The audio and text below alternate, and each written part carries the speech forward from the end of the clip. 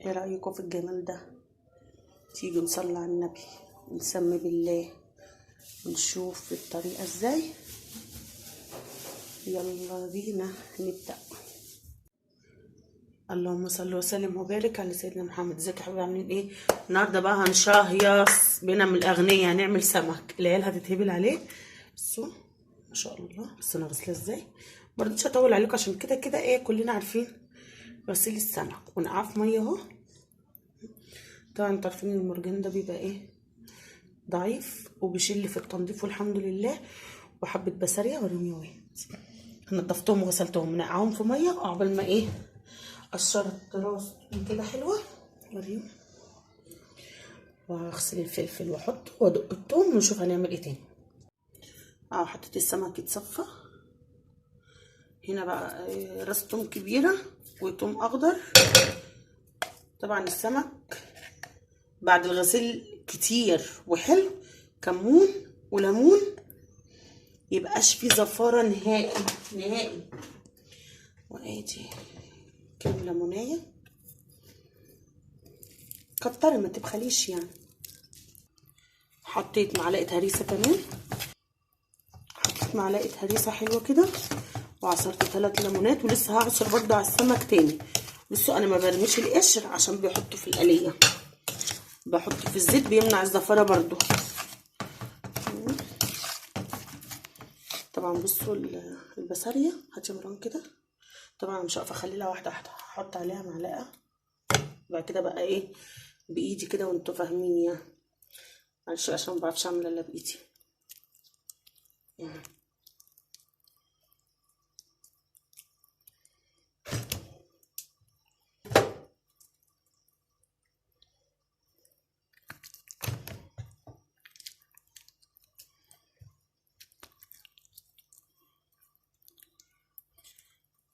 واحده مرجان معاكم.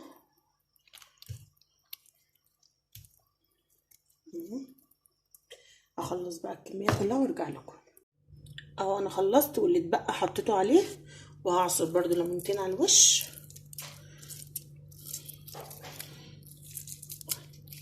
عارفين السمك ده بكام؟ نسيت اقول لكم. هو عندي هنا في المنطقه اللي انا فيها بيتباع ب65 وب70. ماشي. فجارتي ربنا يبارك لها يعني قالت لي عند والدتها بيبيعوه ب55 وتقريبا ب58 حاجه زي كده يعني، اللي هو الكبير قوي قوي عندها او ب60. المهم يعني ده انا جايباه، هي جايباهولي ب55 جنيه. فطبعا عشان العيال نفسهم فيه فقلت مش مشكله نجيب لهم 1.5 كيلو. وانا كان عندي المرجان وكان عندي البسارية. هعصر برضو هنا ليمونه. وادي هنا عصرت ليمون. نشوف هنعمل ايه تاني. اهو دلوقتي بقى جه وقت الرز. خرجت كام بصلايه، حطيت حبه زيت. رز السمك ما بيتعملش بسمنه، بيتعمل بزيت. وهغمق البصلايه وارجع لكم. قبل ما البصله بقى تتحمر قلت ايه اتبل الفراخ يعني ابدره يعني في الدقيق.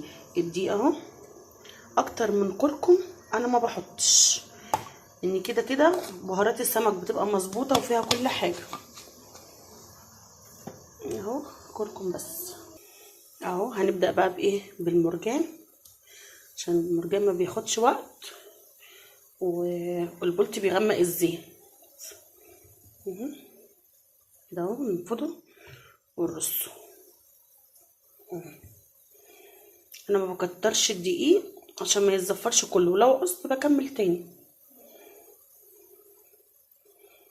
اهم حاجه ننفضه كده عشان ما يغمقش الزيت.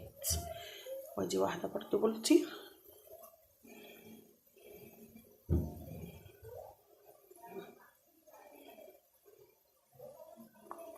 ماشي بقى العيال في الدرس. خلص بقى الكميه كلها وارجع لكم. دلوقتي انا غمقت البصله، متخافوش منها. كل ما هتغمقوها هتدوكوا لون الرز بني كده حلو.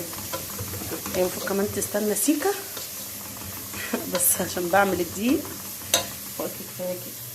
انا بعمل ايه دي التكايه بتاعتي. انا بحط ايه طماطمايه وقرن فلفل، وبعد كده معلقه كمون ومعلقه الملح. واحده تشويحه كده. الله على الريحه، الله. جربوها بالطريقه دي والله هتاكلوا طبق رز ملهوش حل. اهو في ناس بتحط الميه الاول، لا انا بحب احط الرز الاول. بعد كده انا غسله الرز ومصفياه، هنزل بالرز بس عشان مش عارفه بايد واحده، وكسلت بصراحه اجيب الستاند عشان الزفره وكده. هشوح الرز واحط له ميته ونشوف هنعمل ايه تاني. دلوقتي الزيت اتقدح، ده مكانه بطاطس وكملت عليه زيت حلو يعني ما فيهوش حاجه. طبعا في الغلو ده مش هينفع نحط زيت ايه من الازازه على طول، يعني بدل عندنا زيت ايه بنستخدمه زي ما احنا قلنا. هنقلي المرجان الاول، وبعد كده هنزل بالبلطي،